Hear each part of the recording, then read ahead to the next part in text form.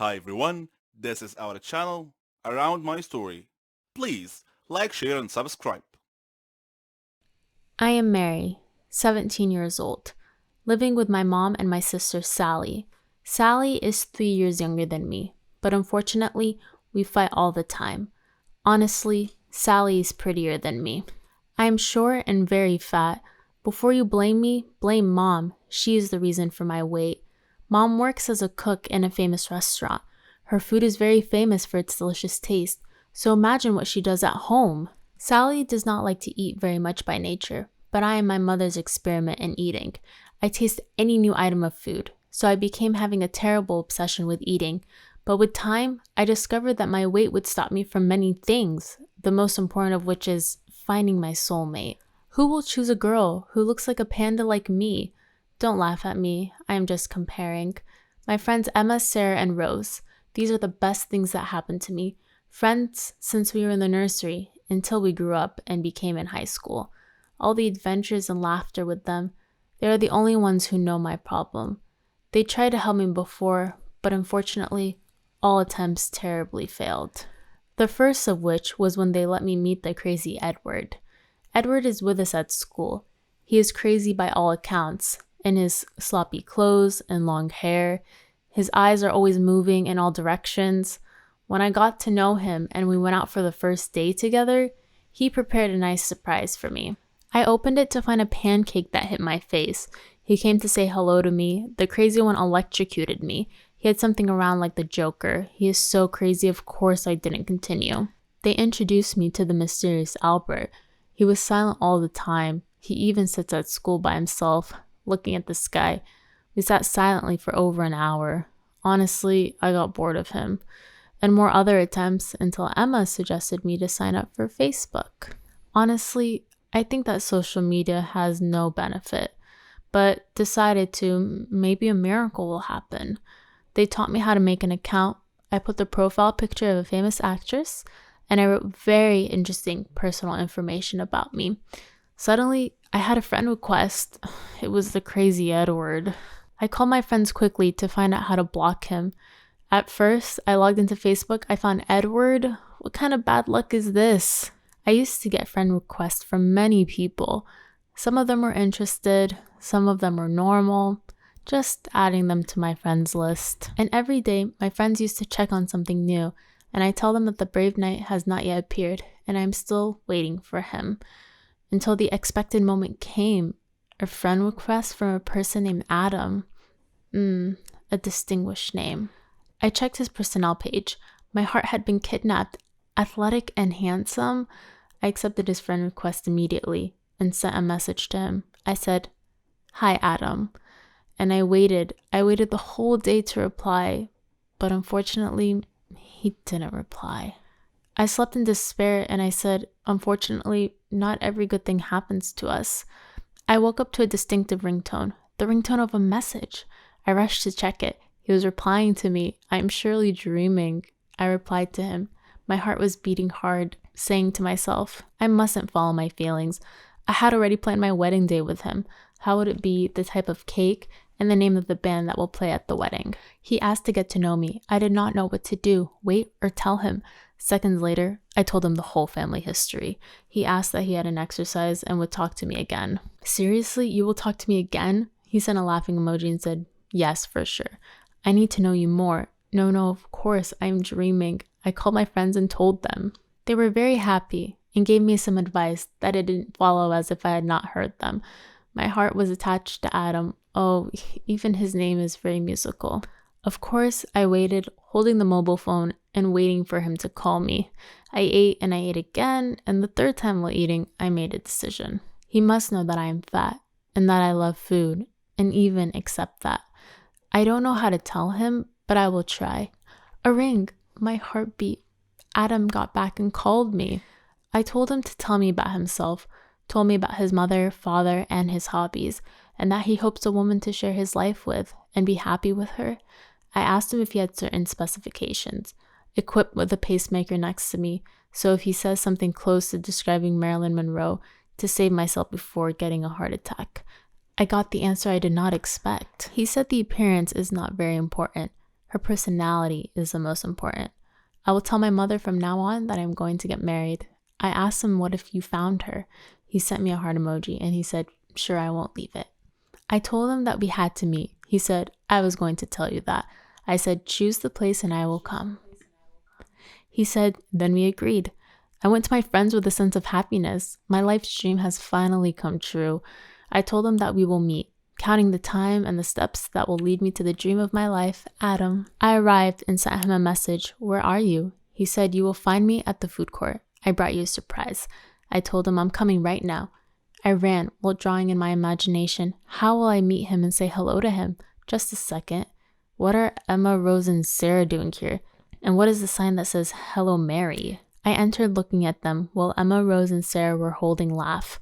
I said, what are you coming here? Adam is supposed to have arrived. Emma looked at me and said, I will tell you a secret. I said, tell me. She said, we are Adam. I smiled stupidly and told them, how? I do not understand. They told me we wanted to make a funny prank on you and celebrate your birthday with you. Or have you forgotten your birthday? My face turned red and saying very angry, do you mean all this is a prank?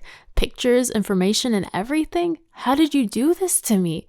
You are not my friends. You are definitely demons. Suddenly, I found Emma opening a box containing the cherry tart that I admire. Suddenly, I felt silent.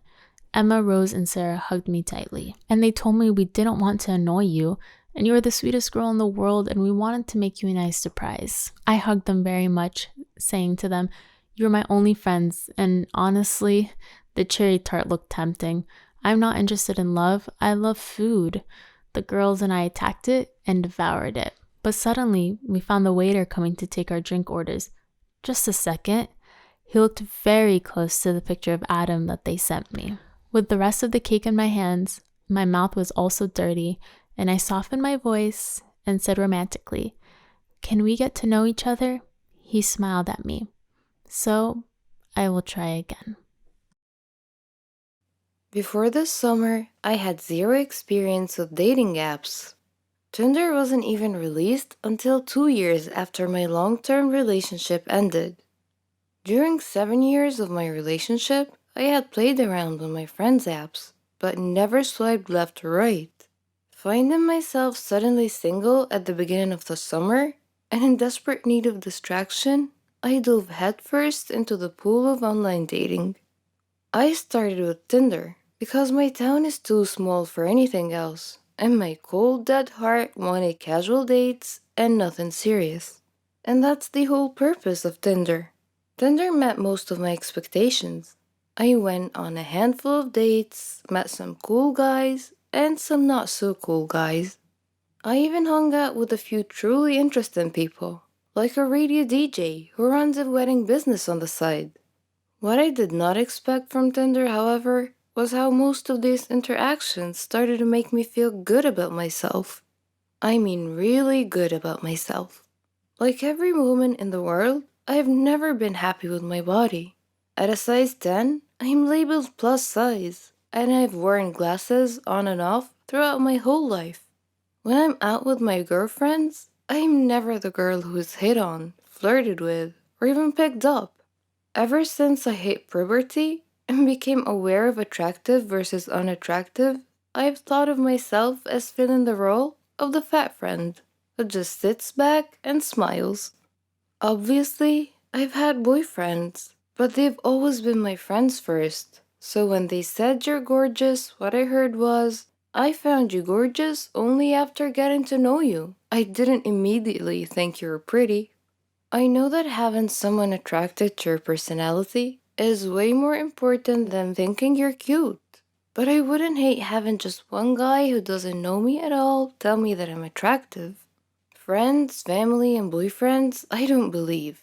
But a total stranger, that person I might actually listen to. This brings us back to Tinder. One of my first nights using the app, a friend and I sat on my back deck and decided who to swipe left and right on. With each It's a Match, we laughed and looked into the guy's profile a bit more. After the third match, I said, these guys are just judging me on my appearance, right? And my friend nodded. So they're only swiping because they think I'm cute? Or are they just swiping on every girl? We concluded that obviously some of the guys were swiping right on every girl, but the chances of every single guy doing that were slim. We swiped some more. When I started matching with guys who were classically good looking, well, I won't lie, that felt really good. A hot guy actually thinks that I'm attractive? What? No. How could that be? Then the messages started. Some guys went right in with, "You're really pretty."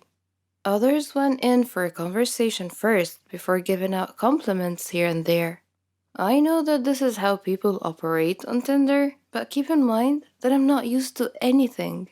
It wasn't until I started meeting with these guys that I wondered, can Tinder actually boost my self esteem?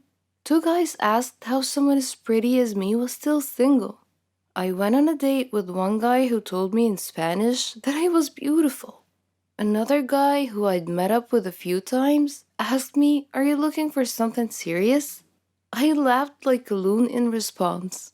It wasn't the question that surprised me.